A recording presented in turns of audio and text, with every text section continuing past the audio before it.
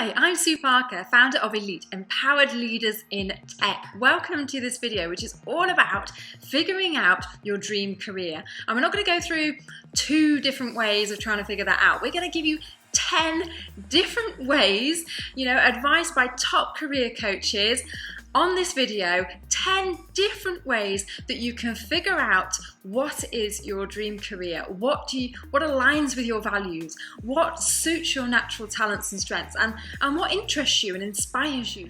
Now, I know one of the hardest things to do is to figure out what you should be doing with your life, especially on your own, when you feel lonely and there's no direction and there's a lot of confusion, and not many people really know what careers are out there unless they're doing it already and they've been in the industry for years and seen it all and been everywhere. And some people who've even been with a company for 10 years still don't know the ins and outs of all the different job roles available, either in that company or elsewhere, because you have to experience it. You have to go out there and see what it's like, and you have to talk to people who know what it's like. So how do you know what the job roles are out there? How do you know what steps to take to get into those and how other people have achieved it? And careers advisors don't know either. Your experiences help to build that picture, just like somebody else's did. And I started in data entry and became really deflated at the thought of doing it for years because I was always told you need more experience to do anything else. It wasn't until I joined a web development agency that I realised what a development team actually really looked like. And all they had was 2 developers, a development lead, and somebody on service desk, plus the guy who owned the company, who practically captured all the requirements and did everything else besides. So how do you figure that out? And one of the things I really want to do as part of Empowered Leaders in Tech is to demystify these jobs and keep moving with the times, because it's changed now so much from when I started. It's all agile, and we hear about product owners and product managers. And I remember somebody once rang me up about one of these roles, and I had no idea what they were trying to sell me. I just literally turned it down and went, I don't even understand that role. Oh, it's very similar to what you do, Sue. I don't know. I don't know if it's a step backwards, if it's a step forward, if it's a good career move, bad. So I didn't pursue that. And how do you figure that out? And that's really one of my missions behind Empowered Leaders in Tech, to demystify and help provide that level of support that you just don't get when you're out there in the world of work. So one of the most inspirational conversations I ever had was with a contract business analyst and project manager. I remember I was working as a web developer and I suffered really bad developer doubt. I think now you call this imposter syndrome. I just used to call it developer doubt. I used to sit there and Stack Overflow. I tried everything. I went to sprints to try and figure out, well, how do I figure out this job role? And I just couldn't do it.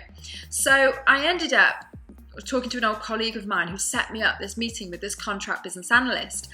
And I knew I loved working with the clients. I would make any excuse as a developer to go into the client offices. I was really intrigued by the processes they were going through. They were a production line, and we were basically, automating their production and their internet ordering through with barcoding. And I was so interested in learning how they did their process and how we could make it more efficient, that when I was talking to this guy, it was like a light bulb going off. It was the most valuable coffee I have ever bought. Because from that conversation, I learned something about his roles, and there were 2 very different roles that he got contracts in, that meant I could then position that with what came naturally to me and what I enjoyed and wanted to pursue. So I wasted no time in signing up for my business analysis and practice qualification, and I wasted no time in approaching my employer to say, can I try and fulfill a junior BA role even though you don't have this sort of role? And that conversation gave me so much clarity on my direction, which gave me in turn that motivation, because all of a sudden I knew what I needed to do and where I wanted to be.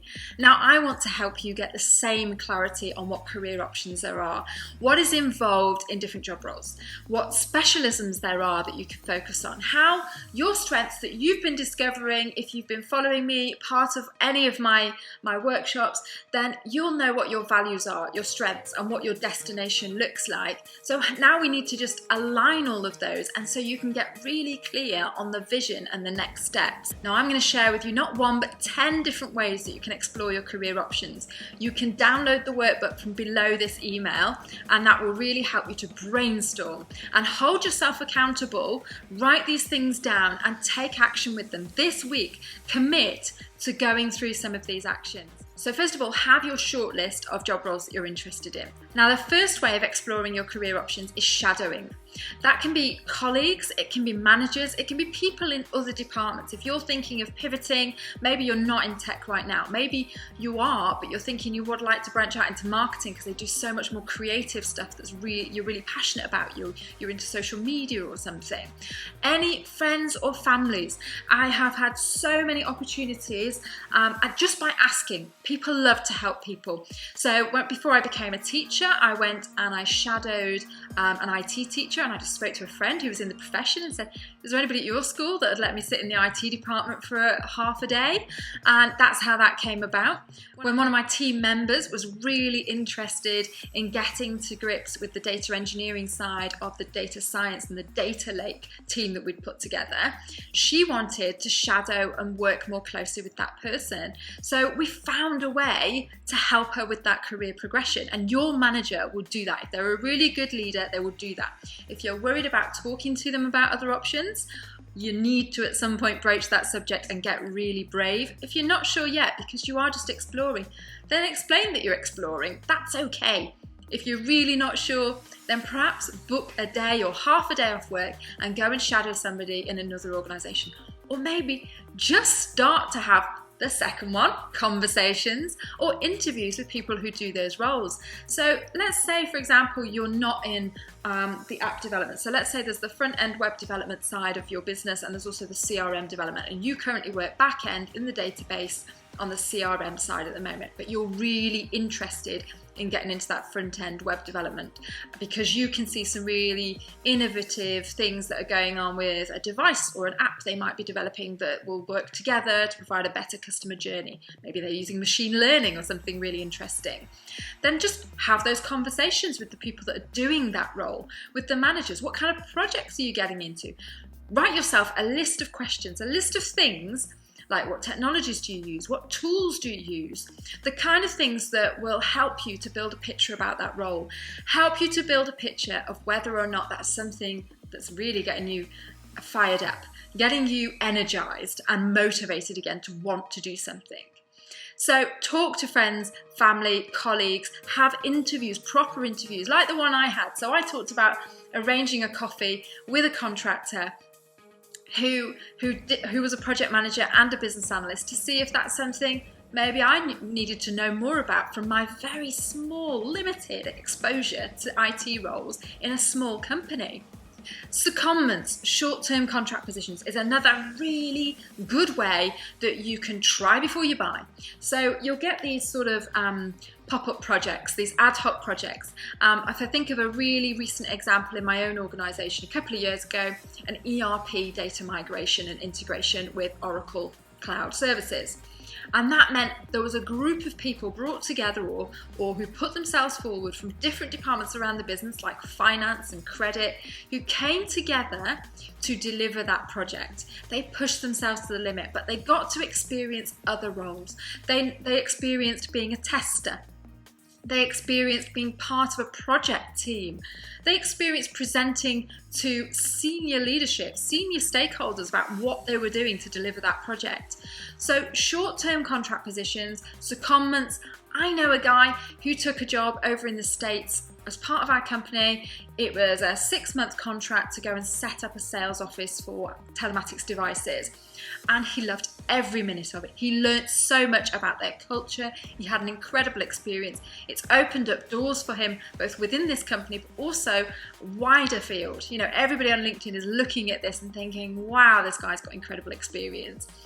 But it's a low risk way because you can always then come back on a secondment or a short-term contract. You're within that company and you can come back to that role or back to your old department and other ways if it isn't for you, or have another try at something else. Short-term contracts in terms of contracting is a little bit more risky, obviously, because you need to keep renewing your contract or finding another one every 3 months. But that's actually a really good way of keeping it fresh, growing your knowledge base, growing your skills, and developing, doing real personal development. Other things, so specialist ad hoc projects we talked about, like the ERP project, are ways of raising your profile in an organization. Start your own project. Why not? Yeah? Elite Empowered Leaders in Tech is my own project. It's my way of supporting you. If I think of Debbie Forster, MBE, she reached her role by doing her own project to sort of highlight the great work that's being done for equality and diversity and publish that great work and share in that great work so that it builds momentum and keeps going.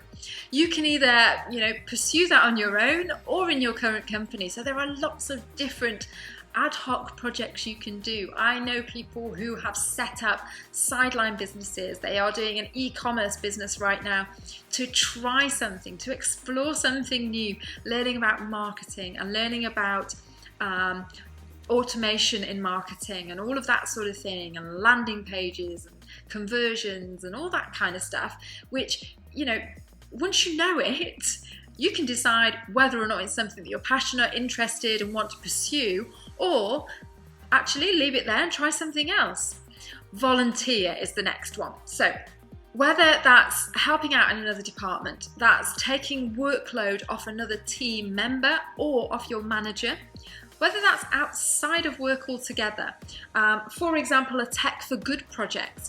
There are loads of organisations who work for the voluntary sector who need people in IT and technology with those skills to support doing something for good. Building an app that helps to connect people or provide people with vital information and services that they can't get otherwise. Maybe it's about actually breaking down barriers to IT, doing something where you're running a Silver Surfers Club in the local school or the local library, not quite during COVID, but outside of that time.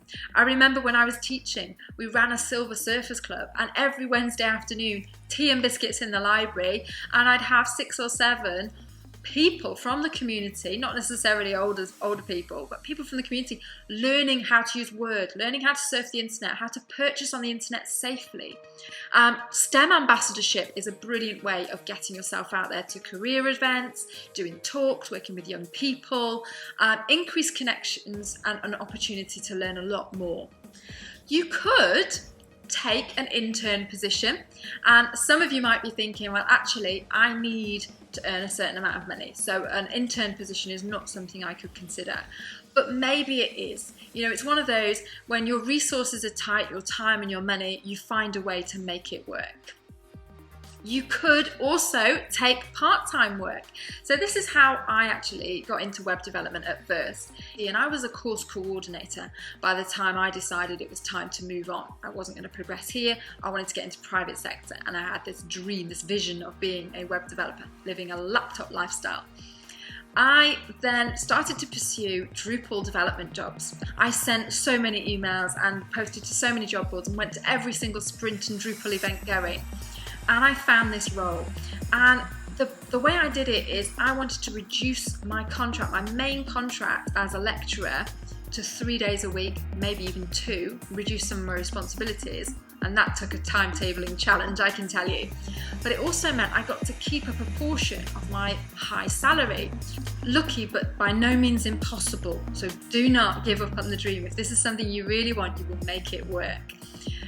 Unconventional. I ended up working 1-2 days a week flexibly for this web development firm, and it worked really well for them. They just had a big contract, they didn't want to commit to any more permanent staff, and I got to keep a chunk of my main salary that I built up over years while I tried this other role. And I kept reducing it and switching as I was thinking I was getting more comfortable. But as we know, I then eventually decided, development isn't for me. But that gave me the opportunity to try it. At any point, I could have gone back to my old employer and said, could I please increase my hours? They could have said no, but I've got other options. We've got other things we can do with that 2 days a week and other things that I wanted to explore, hence the business analysis that I ended up doing. So that is a really creative way of making something work. It might be that part-time is you doing some evening work. It might be that it's doing a little bit of weekend or freelance work on the side to start to try out something. So that leads me to the next one, freelance or side hustle work. So taking on just a small project, a small amount of work. And if you're still learning, I would absolutely recommend that you get connections and you work as part of a team wherever you can do some sort of a freelance or side hustle type project. There are loads of freelance contractors and consultant people in IT, the tech sector. It's really commonplace. Join forces with them, offer your services, say you'll do something on the side, you'll do something with them, you'll support them, you'll promote them, you'll help them with exposure so that you can explore and you can see what else is out there in the big bad world of tech. And finally, the obvious choice is to do a course. If you ever want to find out if something's going to give you a buzz, attend some classes, take a course, do a Udemy course if you really want. Data science, there are loads of courses really cheap at the moment if you want to explore your machine learning, your algorithms, your data analysis. If you want to do anything like that, you can easily explore them. And some are high cost, some are low investment. Just dip your toe in the water. I would suggest going with something really small and beginnerish to just see if it's something you'd be interested in. That's really going to be useful and powerful to you if you want to go into a specialism. I mean, when I first started getting into business analysis, doing my business analysis in practice really got me, inspired. It was like, this is a great toolkit. I could use this in so many parts of my life, to the extent where I started using those sorts of tools with my children. So there we have it, 10 different ways that you can explore and figure out what your dream career is. I hope that you find them useful. If you have, then subscribe because there is loads more where this is coming from. Have a fantastic week. Take care, guys. Bye.